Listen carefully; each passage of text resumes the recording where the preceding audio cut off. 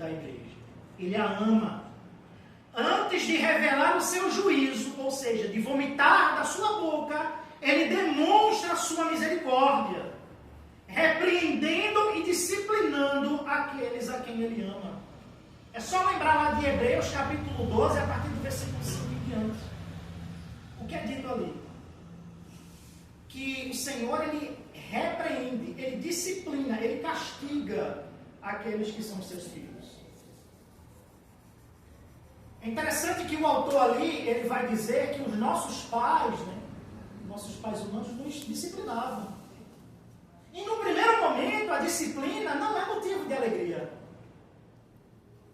Entretanto, aquele que de fato é disciplinado vai entender a necessidade dessa disciplina. A disciplina, irmãos, ela é um ato de amor.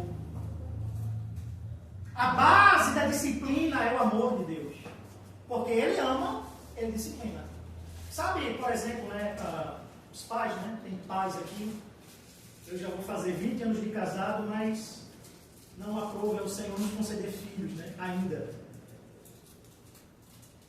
Mas você que é pai, em algum momento, quando for disciplinar o filho porque o ama, é muito provável que alguns dos que estão aqui pode até ter dito para o filho: meu filho, vai doer mais em mim do que em você, mas é necessário. Papai vai bater em você, ou está batendo em você, por causa disso, disso e disso.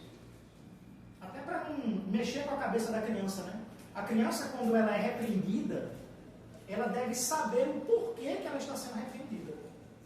Todo pai ou mãe que disciplina o filho, coloca um castigo sobre ele, mas não informa do porquê está fazendo aquilo, aquilo vai mexer com a cabeça da criança. Com a gente não é diferente não, irmãos. Sabe por quê? Quando o Senhor nos disciplina, a gente tem plena consciência do porquê Ele está nos disciplinando. E é por isso que dói. Mas é necessário. Porque Ele ama, Ele nos dá a oportunidade de recomeçar. De nos arrependermos. Porque Ele ama, Ele está disposto a perdoar-nos. Arrepender-se é dar as costas a esse cristianismo de aparência, já que no contexto da igreja de Laodiceia. Um cristianismo de faz de conta, de apatia espiritual, de mornidão, de indiferença. A piedade superficial nunca salvou ninguém. Lembra ali os fariseus? Externamente, eles tinham uma aparência de piedade. E a razão principal do porquê os fariseus tinham ódio de Cristo é porque Jesus, como Deus, o Deus homem, confrontava os fariseus. Jesus trazia à luz quem de fato eram os fariseus. Quando Jesus chama-os de sepulcro caiados, ou seja, um sepulcro que por fora é rodeado de flores, tem lá uma lápide de mármore, bonito por fora, atrativo num certo sentido, mas por dentro, irmão, a natureza do que está dentro é podridão, é imundícia. Então, a piedade superficial nunca salvou e nunca salvará ninguém. Eu já disse várias vezes aqui desse púlpito, e não digo isso para, digamos assim, o pastor é melhor do que outras pessoas. Eu posso enganar vocês. Eu posso ser uma coisa aqui e lá fora ser completamente outra.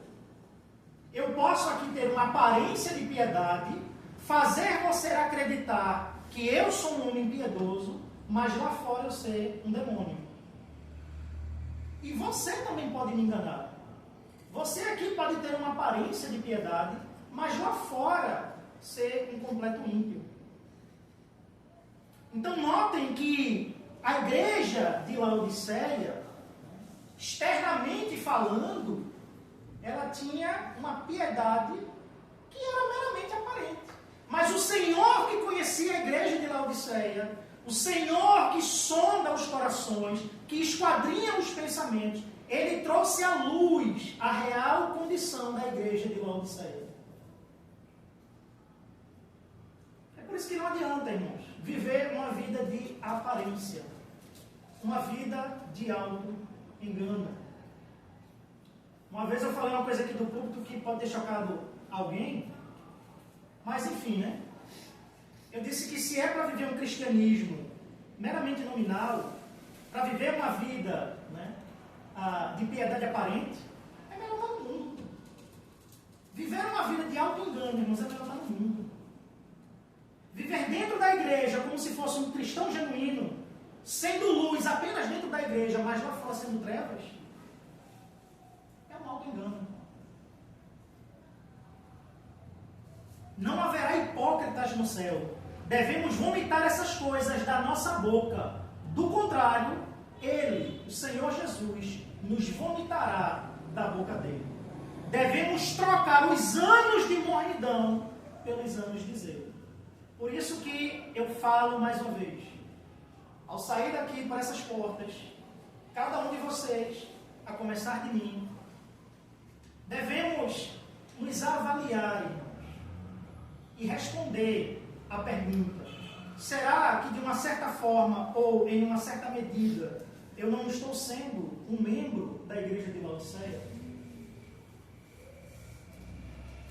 O sermão aqui deve fazer com que você reflita, que você pense, porque se você sair daqui por essas portas, né, e ao chegar em casa não lembrar sequer do texto que foi lido, você não fez nada. Sabe aquela aula, você está na faculdade, você está cursando um curso, né? Fazendo a graduação, o professor está ali, o professor de disciplina tal, ele está ensinando, ele está preparando você para quando você se formar, quando você pegar o canudo na mão, você possa exercer o seu ofício com excelência.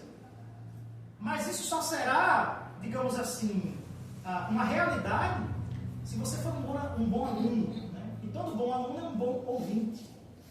Para que você seja um bom praticante, você tem que ser um bom ouvinte. Então, de nada vai adiantar você sentar aqui, ouvir o sermão, se quando chegar lá fora, no dia a dia, no cotidiano, na realidade, aonde o verdadeiro cristianismo acontece, né? Vida na vida, na prática, no trabalho, dentro de casa, num coletivo, numa fila de um supermercado ou de um banco, se você não está praticando aquilo que você ouviu. Então devemos, irmãos, vomitar essas coisas da nossa boca. Do contrário, o Senhor Jesus nos vomitará da boca dele. Cristo convida a igreja para a ceia, ou seja, uma profunda comunhão com Ele. Verso 20. Eis que estou à porta e bato. Se alguém ouvir a minha voz e abrir a porta, entrarei em sua casa e cearei com ele e ele comigo. Veja, a igreja de Laodiceia havia perdido a comunhão com o seu Senhor. Dado ao fato da condição da igreja de Laodiceia ser a condição que Jesus expõe, essa igreja havia perdido a comunhão com o seu Senhor. Então Jesus aqui está convidando a igreja de Laodiceia para restabelecer a comunhão que ela havia perdido. Era uma igreja que estava, digamos assim, vivendo, né, uma indiferença ou uma apatia espiritual. Então aqui no verso 20, Jesus convida, ele chama a igreja, note que no verso anterior, no verso 19, ele chama a igreja ao arrependimento. Só pode haver comunhão com o Senhor da igreja, dado o fato da condição da igreja de Laodiceia, se houvesse arrependimento da parte da igreja. Então primeiro ele chama ao arrependimento, para só então depois ele chamar para a comunhão.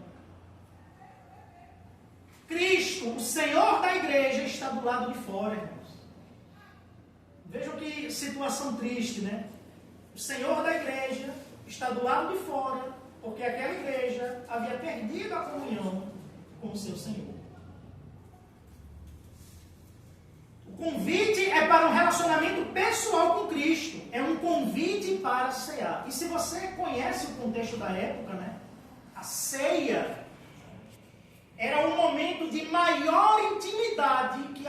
poderia ter com outra pessoa. Ser convidado para participar de uma ceia, principalmente ali no contexto judaico, ou sentar à mesa, era uma demonstração, irmãos, de comunhão e de intimidade. Até porque você há de concordar comigo que você não vai chamar um completo desconhecido para ceiar com você na sua casa. Ninguém aqui em sã consciência vai fazer uma coisa dessa. Você só convida alguém para a sua casa, para ceiar, para sentar à mesa, né?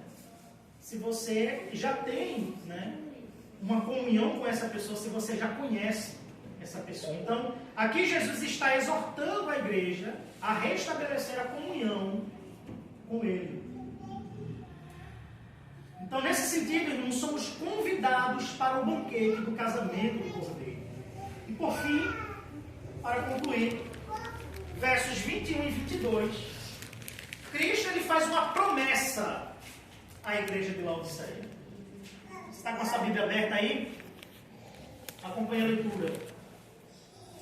Ao vencedor, dar-lhe-ei sentar-se comigo no meu trono, assim como também eu venci e me sentei com meu Pai no seu trono. Quem tem ouvidos, ouça o que o Espírito diz às igrejas. A primeira coisa, irmãos, que temos que observar é que Jesus tem competência para fazer a promessa. No verso 14, lemos assim: Ele é o Amém e a testemunha fiel e verdadeira. Veja, por ele ser a testemunha fiel e verdadeira, o diagnóstico da igreja que Jesus dá também é verdadeiro.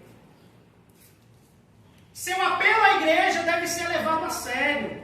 Suas promessas à igreja são confiáveis. Em face da vida morna e indiferente da igreja de Laodiceia, Jesus é a verdade absoluta que tudo vê, tudo sonda e tudo conhece.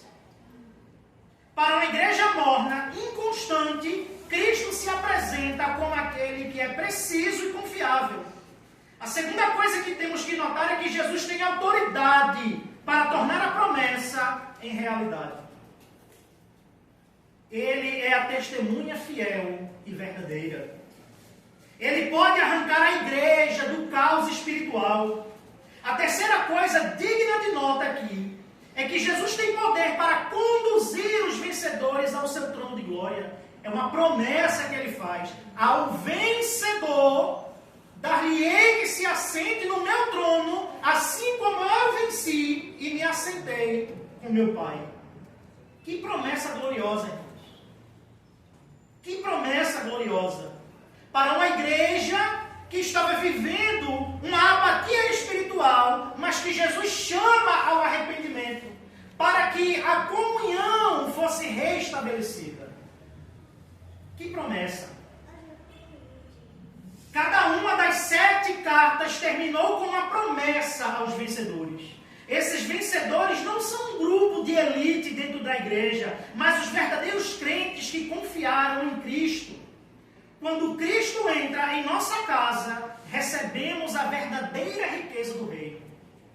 Nossos olhos são abertos, recebemos vestes brancas e de justiça, porque todos os nossos pecados foram perdoados. Temos a alegria da comunhão com o Filho de Deus, mas temos também a promessa que excede em glória a todas as outras promessas ao vencedor. Reinaremos com Ele, com o Rei. Nos assentaremos em tronos com Ele. Um trono, irmãos, aqui, e no seu sentido mais abrangente, é um símbolo de conquista e autoridade. Você está familiarizado com o conceito de escatologia vitoriosa, você vai compreender isso aqui perfeitamente. Ele é o Rei, o único Rei. E todos nós somos vassalos deste reino e deste Rei, porque Ele nos conquistou. Você conhece a história da conquista, né? você vê que quando um rei ele conquistava um reino, o rei vencido e os súditos daquele rei vencido se tornavam vassalos daquele soberano. Eles tinham que pagar tributo àquele rei que os havia conquistado. Nesse sentido, eles se tornavam um só reino, um só povo, sob o comando daquele soberano. Assim somos nós, irmãos. Pertencemos a Cristo. Ele é o nosso soberano. Ele é o nosso rei. O único rei sobre céus e terra. Quando recebemos Cristo à nossa mesa, em comunhão, recebemos a promessa de sentarmos com Ele em seu trono.